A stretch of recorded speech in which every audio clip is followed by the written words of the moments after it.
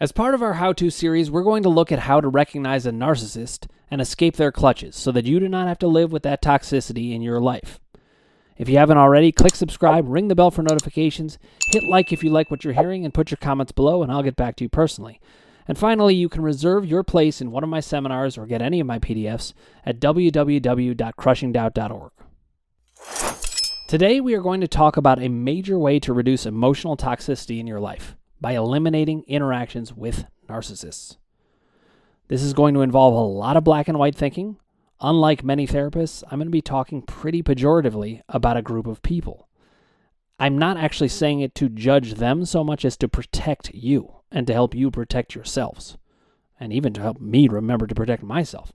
So we're going to cover how to recognize and escape a narcissist so that you don't have to put up with it anymore. The first question we need to ask and answer is, what is a narcissist? This term, like many in today's society, gets thrown around quite a bit, and often in ways that are not accurate. So I want to make sure we're on the same page about what that word even means. A narcissist is not. This is what we're going to start off with, what they are not. A narcissist is not simply someone who is currently having an issue, or being rude, or difficult, or mean. Narcissists are perfectly capable of this, though. But there's plenty of people who are capable of that at a given moment that aren't narcissists. In other words, there is a difference between someone who is being a jerk at the moment and one who is incapable of not being a jerk, which is what we have in a narcissist. Now, I want to highlight something here that's very important. Just because I say they're incapable of not being a jerk does not let them off the hook. So I'm going to say that again. Just because a narcissist is currently incapable of not being a jerk, and I underline currently, this does not excuse them. They have eyes, they have ears, they have a brain, and they could recognize how they are being if they wanted to. In fact, they often can see it as plain as day. The problem is most narcissists are, in a way, happy to be in a state of stunted development, even though they are profoundly unhappy people. So I'm going to describe what narcissism really is so that you can understand what to look for. Before we do that, there's a couple of other things that narcissism is not. Narcissism is also not when people are thinking of themselves. People think of narcissism sometimes as, oh, you only think of yourself. Well, in a way that's true, but it's important to clear up that self-care and thinking about yourself is important. And that's different from narcissism. The difference is we need to think about ourselves, but it is not mutually exclusive with thinking about others. Narcissists actually aren't even thinking about themselves. They are thinking about a particular aspect of themselves, and I'm going to explain that in a bit. A narcissist is also different from someone with some narcissistic qualities. Even though these qualities signify some lack of development, when people have narcissistic qualities, but they have other qualities too, it's not as profound, it's not as uniform in their personality, it's not nearly as toxic, because they have other qualities balancing it out. Everybody can have some maybe narcissistic moments, and we shouldn't necessarily go attacking people for that. But people who have it uniformly all the time, we really have to start to work on that. Now, as a therapist, I do like to try to iron out any narcissism I see to bring it into the healthy realm of actual self-love. Because a narcissist actually hates themselves, and someone who's being narcissistic isn't currently liking themselves. A narcissist seems to only value themselves. But actually, as it turns out, they despise themselves because every insult or injury is a narcissistic wound that signals that they are not perfect. They spend their whole lives going through life looking for who said what and what signaled that I'm not perfect, and they get upset about that. Now, this should also be distinguished from perfectionists who are anything but narcissistic because they have tremendous self-awareness. Narcissists do not have self-awareness.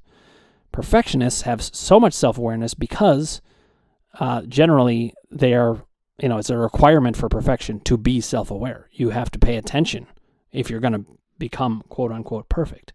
And these people would be horrified at being found to be narcissistic, let alone a narcissist. With respect to narcissists, I have often been struck at just how low their standards are for themselves. They're shockingly forgiving of themselves, despite engaging in some of the worst possible behavior towards other people. They will forgive themselves right away and forget very quickly. If you find yourself horrified at the idea of being a narcissist, you're not one. A narcissist isn't worried about that. they're not even thinking. You're already ahead of the curve. You're not a narcissist if you're worried about this. Now let's talk about what narcissism actually is. Narcissism is the earliest developmental stage of psychology that happens when you're a baby. When you first come out, babies think that everything revolves around them. It's very important that we understand this narcissism as a developmental issue. A very young child, the younger they are, the more unsophisticated their narcissistic take is. They'll think that anyone's mood of the parent or someone else is because of them. They may even think that the sun literally sets because of them. They don't have the cognitive awareness or the intellectual information to tell them that that's not true. And so that's where we all start. We start at a narcissistic place. But this is just developmental. It's developmental confusion. Narcissism is when developmental confusion runs its course for so long that it's no longer developmentally appropriate. And that usually starts to be the case around 1.5, 2, 3. The older you get, the less appropriate it is to have narcissistic thinking. It's not weighing in reality. We talk about science and logic all the time, taking in the reality of things. A narcissist isn't taking in the reality. They are taking in the reality they want to know, that they want to be true. Now, when a person does not develop past this point far enough, that's when you get a narcissist on your hands. Further development involves things like ego development, where you're measuring what's going on inside me, what's going on outside of me, how do I balance the outside world with the inside world. And, those people, and it happens at a very young age actually, understand that what's happening in the outside world can influence whether or not they feel good about themselves. Someone who's not a narcissist is going to be concerned with that. Someone who is a narcissist is not going to be concerned with that. A narcissist doesn't want to do this work. They want you and everyone else to do their work for them. And they stay that way so long that they never develop. So a narcissist is really a person with severely stunted growth. And while there could be hope for them, because it is simply a lack of development, so if they do develop, they should do fine, the problem is that their condition does not allow for much motivation to develop. There are plenty of narcissists who actually do get better and become not narcissists, actually. You can change that. It's just that the nature of who they are doesn't tend to want to so much. So narcissists are defined centrally by these characteristics. It's the very thing that makes them tick. A narcissistic, a person who's being narcissistic is not defined by that. Maybe their actions aren't so great, but we're talking about people who are truly defined by these issues. So here is how to understand how a narcissist lives.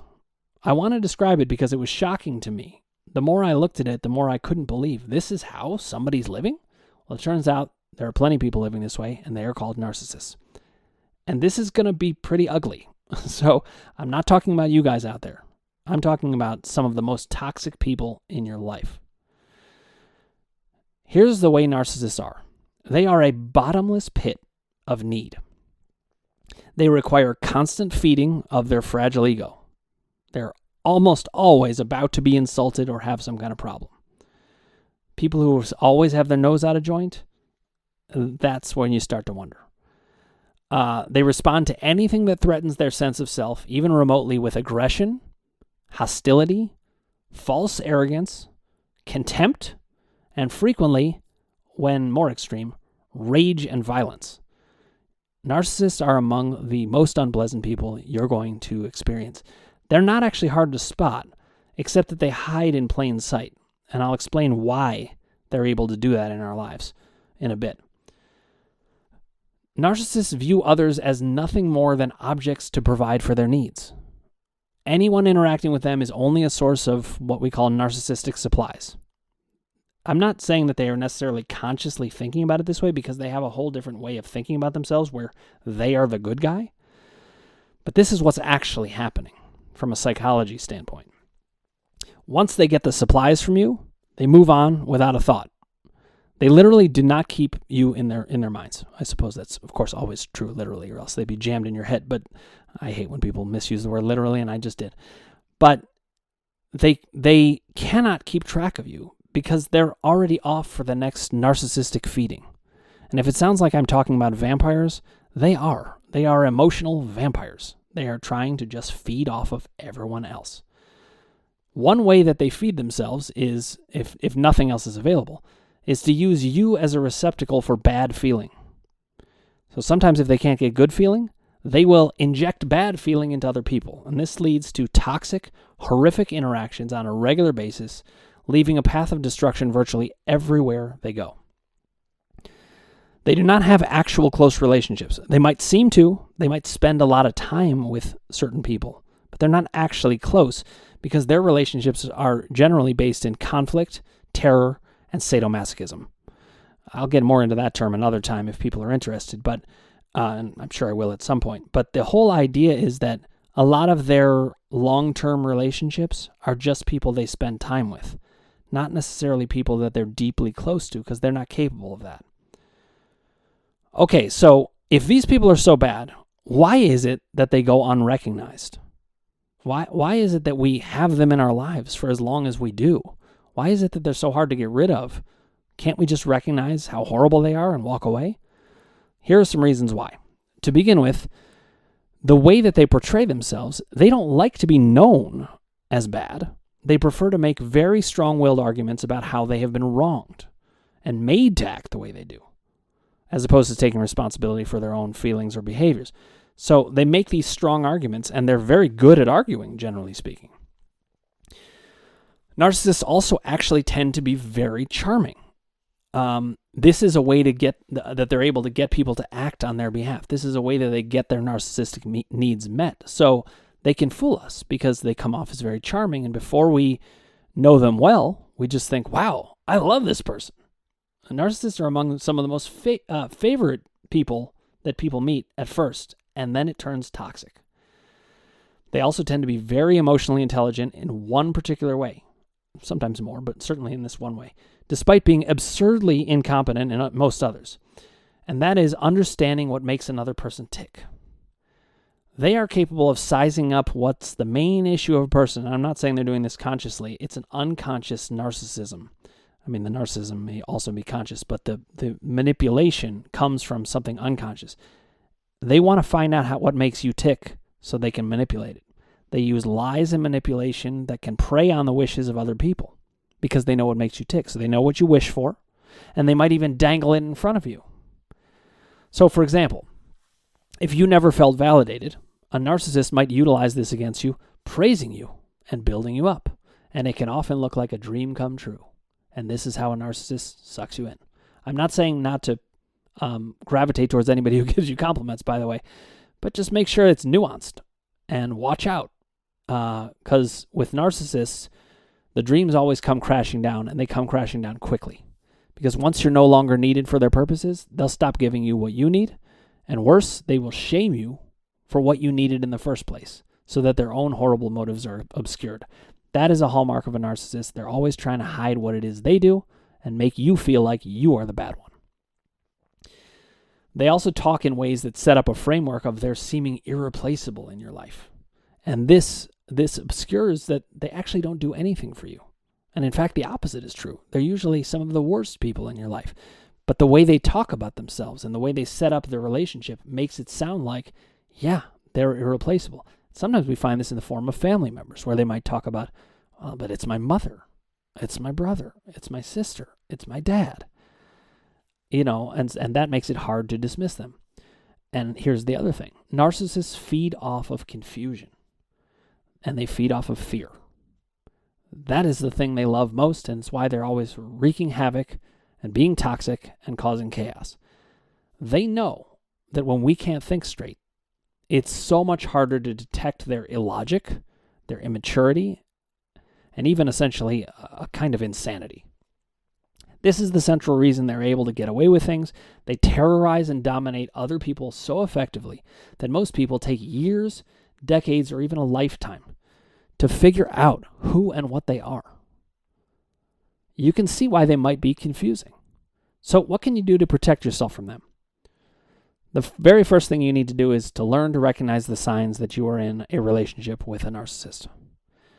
I've had my doubts before. It's taken me years to realize who some of these people are. So what are those signs? You often feel unsafe in their presence, even if you can't explain why. You end up maximally critical of yourself when you're around them. You feel more self-conscious. You can often have greater emotional dysregulation when they are around. You spend an inordinate amount of time thinking about them and what they think, even if in the form of being angry with them. If you just find yourself thinking a lot about somebody and they're being difficult, this is a sign. You find yourself confused and baffled by your interactions with them, questioning even the basic things you know to be true. Truly questioning them. They get that confusing. Here's what you can do to protect yourself. Do not mince words with yourself. In the presence of a good, well-developed person, you would not feel any of these things at all. Not even a little bit. We need to be very clear on that. It's not confusing. It's meant to seem confusing, but the reality is nobody who you're close with should make you feel bad all the time.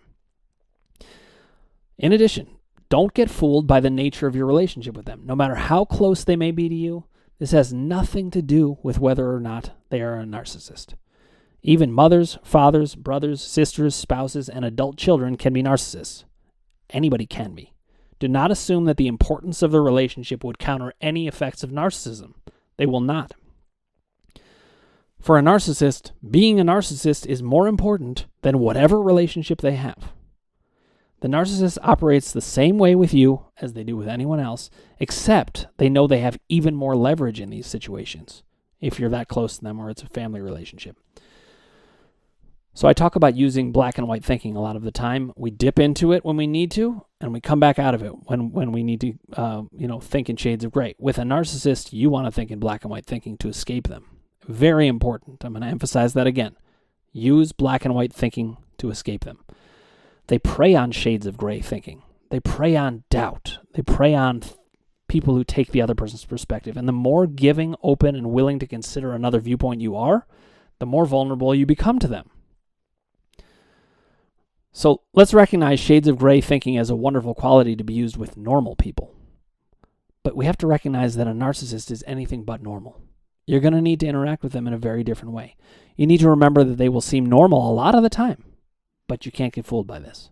Once you've seen the narcissism, they're in the narcissist bucket, and they've got a lot of work to do to get out of it, and they're not going to do that work.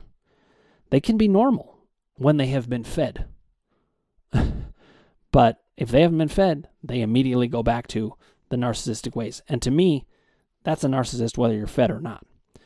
To escape a narcissist, you need to focus on nurturing your relationship with you.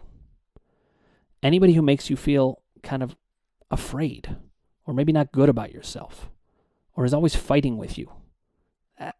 I'm not saying that always equals narcissist, but these are signs that point in that direction. And the more signs you have that converge on it, the more you've got that. So I'd be wary of people trying to butter you up who aren't like people, true admirers. You want to be fiercely in your own corner, of course. No one should make you feel bad consistently and still get to be part of your life. That's not valuing yourself enough. Trust your own perceptions above anyone who makes you feel bad regularly. A good friend could make you feel bad in a given moment, but they don't want to generally, and so generally they don't. You need to have a firm resolve that you will never, ever allow this person to dictate anything that happens in your life again. These are the decisions I had to make with the narcissist in my life, and since I've decided this, they haven't been able to do a thing. Some new narcissists may have snuck in and surprised me again, but I catch them, and then I'm done. Sometimes they don't even know I'm done, but I'm done. So here's another thing. Remember that they don't remember anything unless it suits them in the moment. So don't worry too much about what just happened. A lot of times us goodists and other people who are really, perfectionists and people who are concerned about other people are worried about, well, what's this person going to think? How can I treat this quote-unquote narcissist so badly? Well, they've moved on very quickly because they never really cared about what they said or did in the first place. They seem to care, but they don't. Treat them in your mind like they are pathological liars, because they are. Give no credence to anything they say at all. You don't have to be outwardly on the warpath, but inside yourself, black and white thinking, and know these things. Ask yourself if you would put up with the same behaviors from someone who is actually good to you, and you will see the illogic of your position with the narcissist. You're also going to need to dismiss any threats they may pose, because they're going to make them. A narcissist is actually an emotional weakling of massive proportions and generally incapable of following through well on any threat. They seem like they're a danger, but they're not, and I'll tell you why. They're too busy feeding off of others and forgetting about everything else that happened. They're not organized enough to do that. They're not motivated enough to do that. They don't care enough about what they're saying they care about. All they care about is their narcissistic feelings. You don't need to answer their questions, their emails, their phone calls, their demands, or anything else. You can, in fact, treat them like an inanimate object, like a lamp. You can be friendly when you feel like it, but you have to operate in ways that will feel downright foreign to you as a nice person. Only with these extreme people. With the rest of them, you go be you. Be that good person. But they don't deserve that. What I found, even though I'm a very nice person, when I'm interacting with a narcissist, I don't worry about whether I'm being rude. They don't see any distinction between this and any other time, since they're wounded by far less. In fact, they seem to respond, this is weird, but they seem to respond better when we're dismissive and rude to them. It's as if it brings them relief to know they cannot terrorize us anymore, allowing them to move on to the next victim and not have to be responsible to anyone else. There is quite literally no reason to give anything to a narcissist. Not at a funeral, not when they get married, not at any point in time, no compromises. A narcissist deserves nothing from good people. I'm saying this harshly so that you can see the black and white nature of what it takes to get away from them. Use your core narrative to help you see that you have been through enough. You do not need any other person to be fine, and you certainly do not need a blood-sucking narcissist to be fine. You don't need to care about them at all. They don't care about you at all, and they're not thinking about you at all. Commit to understanding them as I've outlined here, and you will never need to think of them again. You deserve to cut toxicity out of your life. Recognizing it fully is important, and black and white thinking is the key to doing that. I'm not advocating for that with everybody, but with the most extreme toxic examples of your life, see if it checks with this list. And if it does, you don't deserve that. If you haven't already, click subscribe, ring the bell for notifications, hit like if you like what you're hearing, and put your comments below, and I'll get back to you personally.